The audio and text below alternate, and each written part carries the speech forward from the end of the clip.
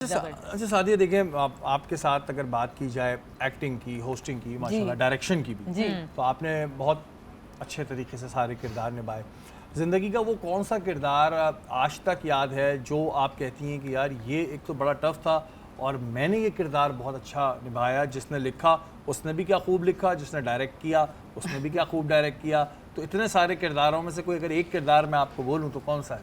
मैं कहती हूँ जिसने लिखा उसने बड़ा खूब लिखा, वो मेरी रब की ज़ात है।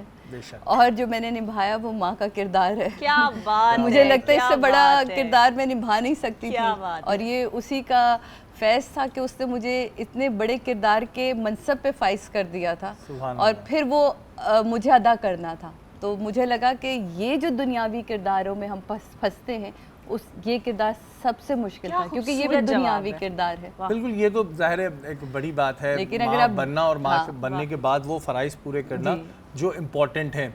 लेकिन अगर हम वैसे बात करें ड्रामों के हवाले से मैं हवाले ज़रूर कहूँगी कि मेरा एक प्ले था उम्मीद, it's a very beautiful play. Kazim Pasha साहब ने उसे डायरेक्ट किया था, Senior director। ज़किया अकबर साहिबा ने उसे लिखा था और उस पर मैंने नेशनल अवार्ड विन किया था। वाओ, माशाल्लाह। वेरी सेंसिटिव इशू था वो।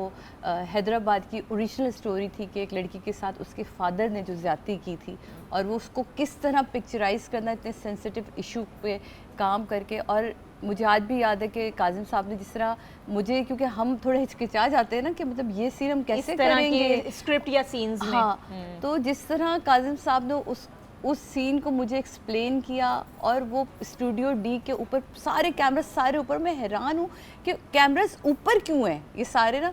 और वो क्योंकि आपको पता है टीवी में सेट लगते हैं, बिल्कुल ऐसे तो ही है। सेट जो होता है वो ऊपर से बिल्कुल ऐसे खाली होता है। अब कैमरा ऊपर से इधर से उधर से उधर से, मैं एक कमरे से भाग रही हूँ, दूसरे कमरे से मैं तीसरे कमरे में भाग रही हूँ और बाद में जाके मैं उस क्लोजेट में छुपती हूँ एक अलमारी से। और उसका लास्ट शॉट जो काजिम साहब ने लिया कि वो अलमारी का दरवाज़ा जब मेरा बाप खोलता है और जो कमरे का दरवाज़ा है उससे कैमरा पैन होता है Oh my बैक पे God। और मेरी चीखें सिर्फ होती हैं।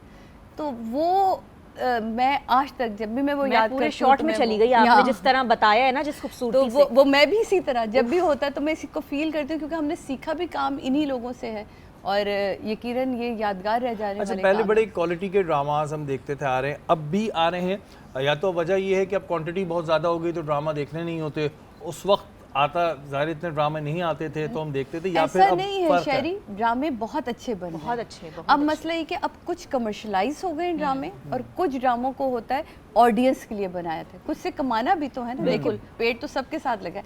अब जब आप पहले ड्रामा बनता था हफ्ते में 7 दिन है तो इतवार छोड़ के 6 दिन के ड्रामे तो आपने बनाने ही बनाने हैं ना, ठीक है।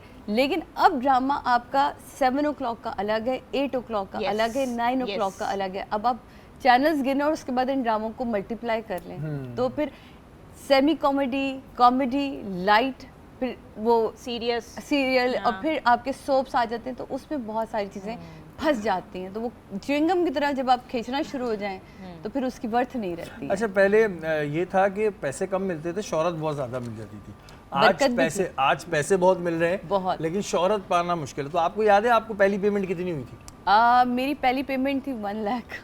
हाँ, ये फिर भी बहुत अच्छी थी। वो मेरा हमें तो अभी तक नहीं मिल रही। सुन ले, मेरा पहला मेरा फोन हाथ से गिर गया था, गुड़ुम करके ना ऐसे करके। अच्छा। मैं हमें अभी तक नहीं मिल रही 1 लाख। क्लास 10th में एक बच्ची हो जिसको नबीला फोन करके कहें कि आपका एक कमर्शियल, मैंने चाय का एक कमर्शियल किया था, सबसे पहला मेरा कमर्शियल था। तो उन्होंने कहा अच्छा, तो मैंने कहा नहीं, हमारे अब्बा तो हमें इजाज़त नहीं देंगे। हमारे हम अब्बा इसी चीज़ों में फंसे होते थे। हाँ ना, अब्बा का इजाज़त देंगे। मैं तो फ़ोन डर के मैंने फ़ोन ही रख दिया। फिर आलिया बाई जी आई, मैंने कहा वो जो आई थी ना कराची से, उनका दोबारा फ़ोन, फिर उन्होंने आलिया से बात की तो उन्होंने मुझसे कहा था आपको पता है सादिया 1 लाख रुपए मिलेंगे इस कमर्शियल के, ये अभी कम है आगे चल के। मैंने कहा ये कितने होते हैं धड़म करके।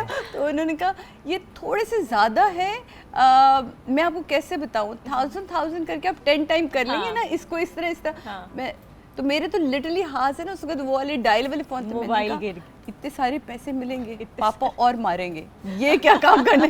तो खौफ आप देखें कि अब्बा का इतना था और फिर बाजी ने वो परमिशन दिलवाई यहाँ आना, वो कमर्शियल करना।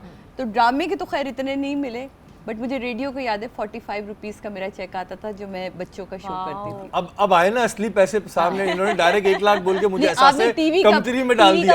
टीवी का पूछा अच्छा, था, मैं लेकिन एहसास कमतरी में आ गया, मैंने 1 लाख पहला चेक, पहला ही चेक पहला लाख चेक। रुपए का। लेकिन वो आप ये हमारा कमर्शियल था ना, कमर्शियल में पैसे ज्यादा होते तो वो, और लेकिन टीवी में उतने नहीं थे। हाँ। और जो मैं जब रेडियो करती थी शोज पिंडी में, तो वो तो 45 रुपए का चेक आता था वो महीने अच्छा, तो का। आप पिंडी में रहा करती थी? जी, उसके मेरी बाद फिर स्कूलिंग, कराची? मेरी पैदाइश पिंडी की है। अच्छा, माशाल्लाह। उसके बाद फिर कराची आई, फिर कराची ज़ाहिर है 96 में आई।